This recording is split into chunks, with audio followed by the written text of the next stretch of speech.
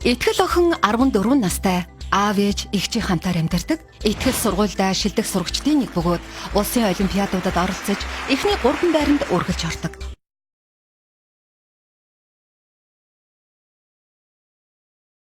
Мөн спортод их дуртай, ангидаа нийтэж олон найз нөхдөдтэй өөртөө итгэлтэй охин байв.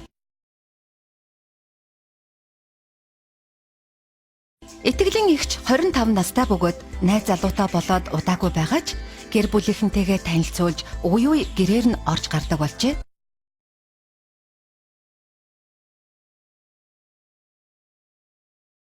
Нэг өдөр эгчийнхэн найз залуу гэрт нь орж ирээд итгэл охиныг тэрвэн хацар дээр нь үнсэн мэндэлжээ.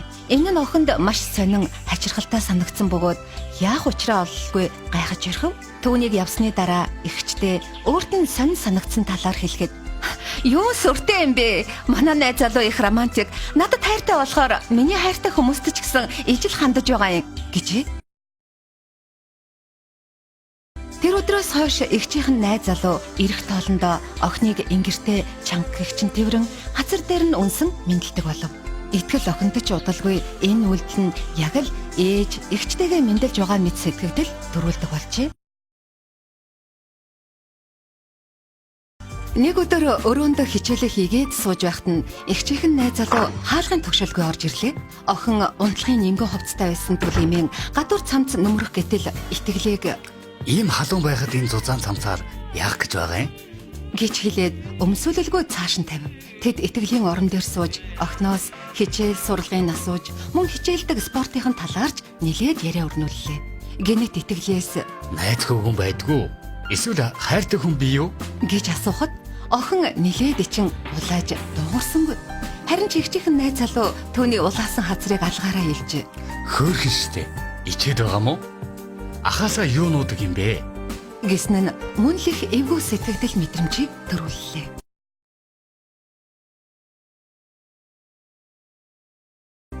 Итгэлд эгчийнхэн найз залуу өрөөнд нь зөвшөөрлгүй орж ирсэн нь түүнээс хувийн шинжтэй асуултууд асуусан нь хариулахыг хүсэхгүй байхад хариулахыг тулгасан нь түүний нүүрэнд зөвшөөрлгүй хүрсэн зэрэг нь огт таалагдаагүй ч эгчтэй дахин хэлж гомдоох байхаа гэж бодон өнгөрөөлөө.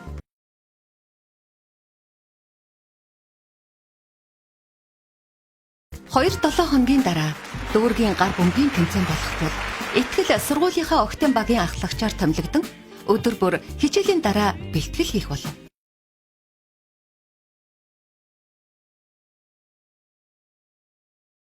Нэг өдөр орой тарах болоод аавыгаа тосч аваач гэж хэлсэн боловч аав нь улирлын тайлангаа бэлтгээд завгүй тул эгчийн орой очиод аваарай гэж загчээ. Гэвч эгч нь ажил дээрээ үлдэж маргаашийн хурлын материалыг бэлдэх болсон тул найз залууга очиод авчихаа гэд ганцаарн гин явуулж.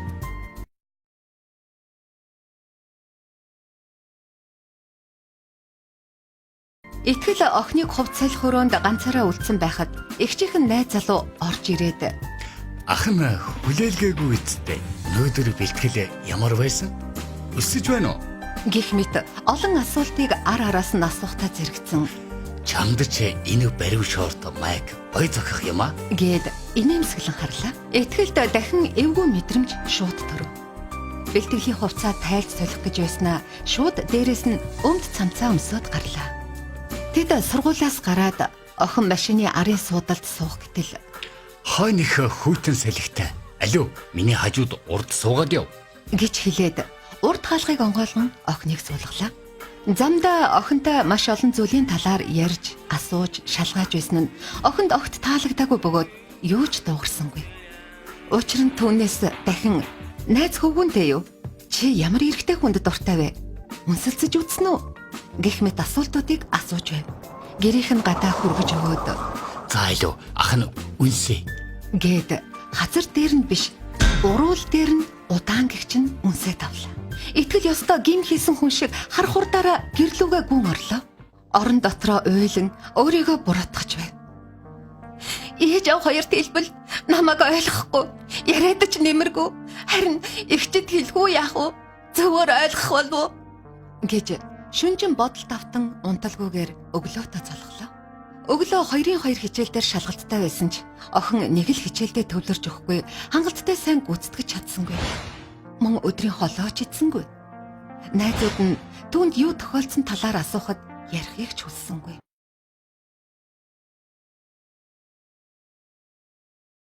Өмнөх оройх шиг үйлдэл дахин гаргахгүй тулд тэмцээний бэлтгэлээ таслан гэртээ шууд ирсэн байлаа.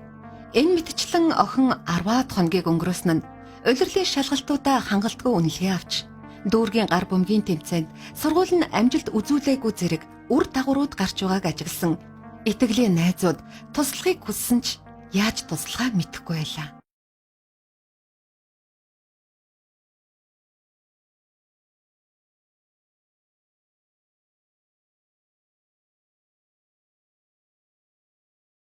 Тэд ярилцаад нэгэнд итгэл өөрөө ярилцахыг хүсэхгүй юм штэ.